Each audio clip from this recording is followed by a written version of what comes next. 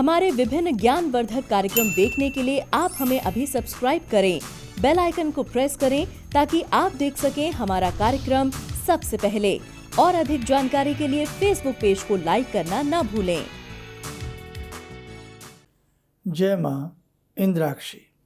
इंद्राक्षी धाम में दर्शकों आप सभी का हम हार्दिक स्वागत करते हैं। आज के दिन जिन जातकों का जन्म दिवस है, मैरिज एनिवर्सरी है, उन सभी को हमारी तरफ से बहुत बहुत शुभकामनाएं। आज हम बात करने वाले हैं हमारी हथेली और हथेली में जो रेखाएं हैं उन पर जो द्वीप जैसी आकृति होती है उसका क्या मायना होता है। वास्तव में ये द्वीप की आकृति जो होती है वो अच्छी नहीं होती है। इस अंक को आप ज़रूर सुनिएगा।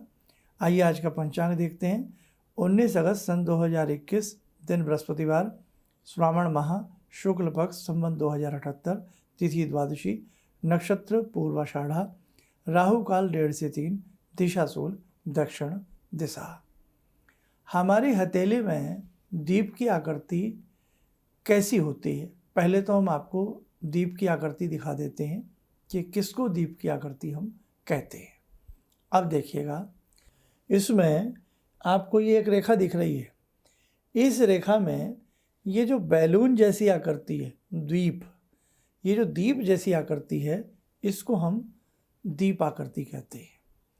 यही दीप आकृति आपकी आयु रेखा में भी हो सकती है, मस्तिष्क रेखा में भी हो सकती है, आपके हृदय रेखा में भी हो सकती है। तो इसको हम, पहली बात तो समझ में आ गया कि इसको हम दीप की आकृति कहते हैं। अब ये दीप की आकृति ज़्यादातर हथेली में जहाँ भी होगी, खास तौर से किसी रेखा के ऊपर होगी, अशुभता पैदा करेगी। सबसे पहले हम बात करते हैं आयु रेखा की। आयु रेखा अंगूठे को घेरती हुई गोल आयु रेखा होती है। इसमें ये गुब्बारे जैसी आकृति का बन जाना, द्वीप की आकृति का बन जाना, ये कहीं ना कहीं शारीरिक कष्टों से ऐसे व्यक्ति को सामना करना पड़ता है। लेकिन किस एज में सामना करना पड़ता है, वो आपकी रेखा को गणित लगाया जाता है, उसके 10 हिस्से किए जाते हैं और किस हिस्से में वो रेखा आ रही है, किस उम्र के हिस्से में आ रही है, 20 साल में, 30 साल में, 40 साल में, 42 में, 58 में, वही फिर जो भी हाथ देखने वाले पामिस्ट होते हैं वो आपको बता देते हैं कि भाई जीवन का ये एज, ये आयु का पड़ाव जो रहेगा वो आपके शारीरिक तौर पर कष्टकारी रहेगा। यही दीप की आकृति यदि मस्तिष्क रेखा के ऊपर हो, हमने सारी रेखाओं का वर्णन पहले भी कर रखा है। आयु रेखा के बाजू से ही मस्तिष्क रेखा निकलती है। मस्तिष्क रेखा के ऊपर भी यदि दीप की रेखा, दीप जैसी आकृति बनी हो, तो ऐसे व्यक्ति की विचार शक्ति जो होती है कमज़ोर होती है, या हमेशा 2 कश्तियों में वो व्यक्ति सवार रहता है, यानी कि उलझन में, ससोपेश में रहता है, करूं ना करूं। या कई बार अगर यही दीप की आकृति मस्तिष्क रेखा के 2-2 हिस्सों पर बन जाए, 2-2 बन जाए, डबल बन जाए, तो कई बार ऐसा व्यक्ति बुरी तरह से माइग्रेन का शिकार या डिप्रेशन का शिकार भी हो सकता है। यही दीप की आकृति हृदय रेखा के ऊपर, अब ये आयु रेखा, मस्तिष्क रेखा, उससे ऊपर हृदय रेखा होती है। नए दर्शकों को थोड़ी दिक्कत आएगी, पुरानों को सारा पता होता है। अब यही द्वीप की आकृति यदि हृदय रेखा के ऊपर हो तो हृदय घात जैसे रोगों का भी जन्म देती है, हार्ट अटैक। कई बार हृदय गति रुकने के कारण भी व्यक्ति समझते हैं आप क्या हो सकता है। तो ये दीप की आकृति खास तौर से आपकी मस्तिष्क रेखा पर, आयु रेखा पर, हृदय रेखा पर और ऐसे ही आपकी सूर्य रेखा पर भी दीप की आकृति अच्छी नहीं होती। दीप जैसी आकृति जैसे आँख बन जाती है, फूला सा गुब्बारा होता है, आपकी उंगलियों के बीच में जो बनते हैं, जहाँ पर ये मोड़ आता है ना, यहाँ पर भी आप ध्यान से देखेंगे तो कई बार बहुत लोगों के बड़ी स्पष्ट सुंदर यवा आकृति भी इसको हम कहते हैं, जो की आकृति भी कहते हैं, दीप जैसी आकृति भी होती है। सिर्फ उंगलियों की गांठान पर या उंगलियों के मुड़ाव पर ये दीपा आकृति शुभ परिणाम देती है, अच्छा परिणाम देती है। लेकिन अदरवाइज किसी भी रेखा के ऊपर इसका परिणाम अच्छा करीब करीब देखने को नहीं मिलता। दूसरी बात, हाथ चाहे आपका लेफ्ट हो या राइट हो, दोनों ही हाथ व्यक्ति के देखे जाते हैं। और जिनको अपना भविष्य जानना हो, या आपके भविष्य में कोई बड़ी समस्या चल रही है जीवन में, उसे सुलझाना चाहते हैं आप, तो कुंडली आपके पास होगी नहीं, क्योंकि डेट ऑफ बर्थ वगैरह बहुत लोगों को मालूम नहीं होती अपनी, या समय में कन्फ्यूज़न होता है।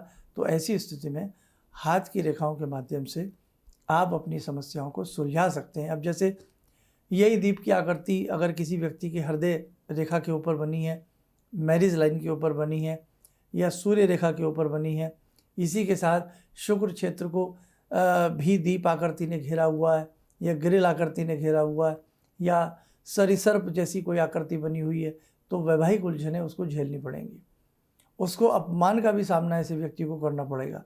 तो फिर उसी चीज़ को देख करके कोई भी पामिस्ट हो, चाहे हम हो या कोई भी हो, वो बता देते हैं कि भाई ये ग्रह आपके कमज़ोर हैं, या अगर ऐसी भी कोई डिटेल जिक्र नहीं होती है तो आपको ये मंत्र पढ़ने चाहिए, आपको ये दान करना चाहिए, आपको ये उपाय कर लेना चाहिए। देखो, संसार में कोई भी विद्या बनी है ना, तो कोई तो उसका कारण है, और ऐसा नहीं है, कहीं ना कहीं अगर इन विद्याओं को अच्छे से हम बहुत गहराई में डूब करके इन विद्याओं से हम लाभ लें, तो हम अपने जीवन को सुख शांति से भर सकते हैं। तो साधकों, ये थी दीपा आकृति, कहाँ ये शुभ होती है और कहाँ पर ज़्यादातर ये अपना परिणाम शुभ नहीं देती है। आइए अब हम आज भगवती से जुड़ते हैं। आइए जुड़ें आज की ध्यान साधना में माँ अम्बे से।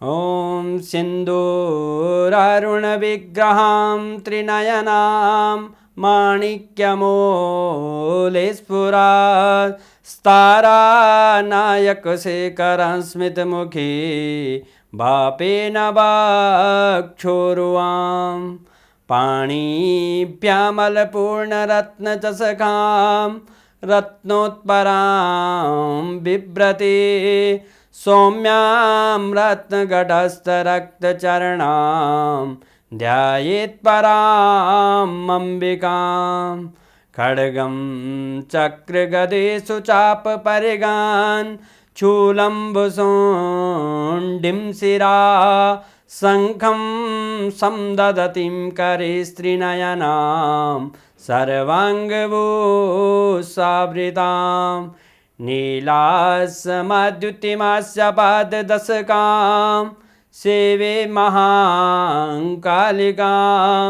यामास्तो स्वपितैहरो कमलजो हन्तुं मधुं कैटवं विद्युद्दामसमप्रभां मृगपते स्कन्दस्थितां भीषणां कन्या विहकरवालखेटविलसा धस्ताविरासेवितां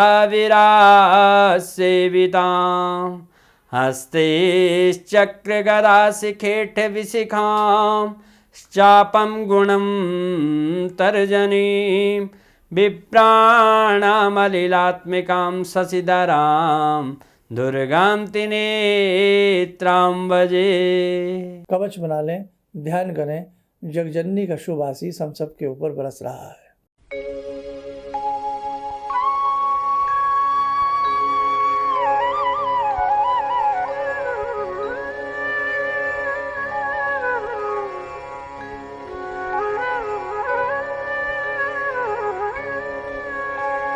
ओम बोलते हुए नेत्र खोलें, सामान्य हो जाए। संस्थान से जितने भी लोग दीक्षा लेना चाहते थे, करीब करीब सभी को हमारे यहाँ से फ़ोन किए जा चुके हैं। फ़ोन सभी के पास चले गए होंगे। किसी का स्विच ऑफ हो या आउट ऑफ कवरेज एरिया हो तो हम कह नहीं सकते। जिनके पास फ़ोन ना आया हो, आप फ़ोन करके अपना व्हाट्सएप नंबर लिखवा दें ताकि गुरुदीक्षा से आपको जोड़ा जा सके। और देखो, ये गुरुदीक्षा वाला जो मसला है ये बहुत गंभीर है, मतलब बहुत दिल से जुड़ा हुआ होता है गुरुदीक्षा का मसला। अब हम दूसरी बात कर लेते हैं। अपॉइंटमेंट वाली जो बात चल रही है, भाई थोड़ा डेट लंबी जा रही है, 2-2.5 महीने का वेटिंग किसी किसी को करना पड़ता है। उसके लिए हम प्रयास कर रहे हैं कि थोड़ा देखते हैं अगर डेट्स नज़दीक आ जाएं, जिन जिन लोगों ने कॉल अपॉइंटमेंट हमसे ली है। और जैसे कि आज का हमारा ये टॉपिक था दीप वाली आकृति का, तो हमारे जिन ऐसे दर्शक हैं जो कहीं ना कहीं जीवन के क्षेत्र में किसी समस्या से पीड़ित हैं, परेशान हैं, और यदि वो चाहते हैं कि इनकी समस्या ये दूर हो, या उनके पास उनकी डेट ऑफ बर्थ नहीं है, तो हमारे संस्थान में आप अच्छे से बातचीत करके अपने दोनों हाथों का फ़ोटो जो होता है उसके माध्यम से भी कहीं ना कहीं हम पूरा प्रयास करते हैं कि आपको कौन से मंत्र दें, कौन सा हम आपको उपाय दें। बाकी जो केवल अपने ज्ञान अर्जन के लिए, ज्योतिष सीखने के लिए हमारा कार्यक्रम देखते हैं, तो वो हमारी रविवार की क्लासेस भी देख लिया करें। संडे में क्लास लेते हैं, लेकिन जिस संडे कोई तीज त्यौहार आता है उस संडे हम क्लास को मिस कर देते हैं।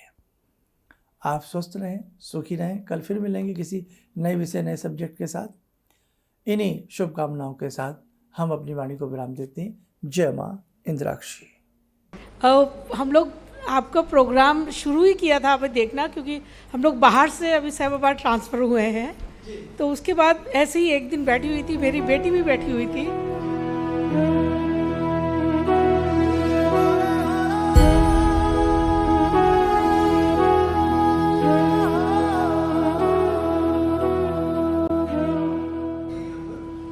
उस टाइम उसके बाद जॉब नहीं थी। थोड़ा टाइम उसने जॉब छोड़ी, मैंने एकदम से बोला उसको कि तुम ये लगाओ फ़ोन, और पहली बार ही में ही उसका आपके साथ फ़ोन लग गया। पहली बार ही उसका फ़ोन लगा और आपने कहा कि उसको बहुत अच्छी नौकरी मिलेगी, और थोड़े दिन बाद ही उसको बहुत अच्छी नौकरी मिल गई और वो बहुत अच्छी नौकरी कर रही है। धन्यवाद बहुत इसके लिए।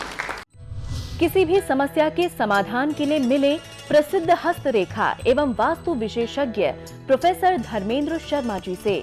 नोट: शिविर में भाग लेने हेतु एवं व्यक्तिगत रूप से मिलने के लिए कॉल करने का समय सुबह 10 बजे से शाम 6 बजे तक। हमारे विभिन्न ज्ञानवर्धक कार्यक्रम देखने के लिए आप हमें अभी सब्सक्राइब करें, बेल आइकन को प्रेस करें ताकि आप देख सकें हमारा कार्यक्रम सबसे पहले। और अधिक जानकारी के लिए फेसबुक पेज को लाइक करना न भूलें।